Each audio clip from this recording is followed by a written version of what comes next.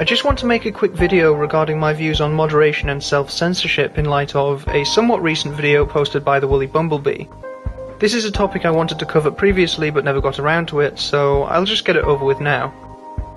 I'll cut to the chase and summarise my perspective by saying that I do not support the idea that the men's movement should feel obligated to moderate its message in order to avoid offending people. Quite frankly, I take the position that if you're offended by anything I or anyone else has to say, it's on you.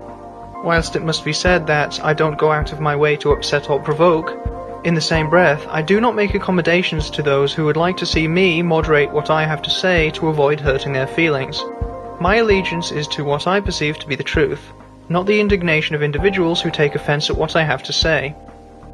You see, in my opinion, the men's rights movement is not an organisation with a single manifesto.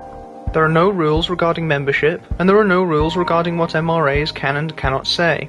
And I think it ought to stay that way. We are a movement of individuals at the end of the day, and we happen to share a common interest in the issues that negatively affect men, something that should continue to be our focus. The freedom to voice whatever may be on our mind is incredibly important in maintaining the movement's clarity, and as soon as people within the movement are made to feel that they are required to walk on eggshells so not to offend anyone, that is the point where the clarity is lost, and so is the movement's direction as a result, in my opinion.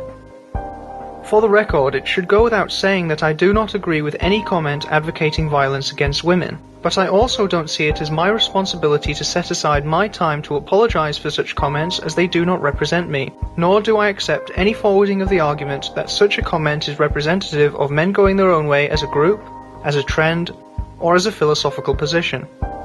The feminists who oppose us will likely attempt to cherry-pick the most radical elements within our narrative regardless of whether or not they represent the movement as a whole, and trying to appease these individuals is a futile endeavour in my opinion.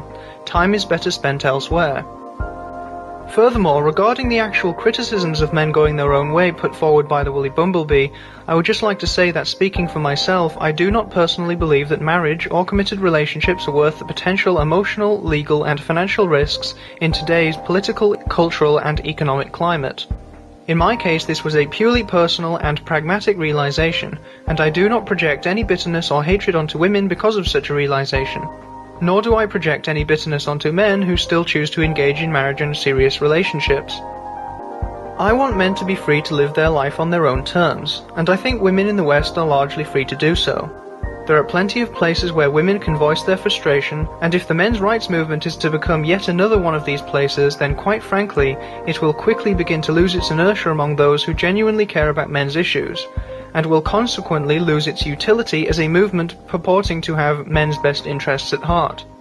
If anyone wants to cherry-pick comments posted anonymously on the internet and conflate them with a movement as diverse as the MRM or men going their own way, then I am sure there are many feminist blogs that will happily indulge your concerns. Thanks for listening.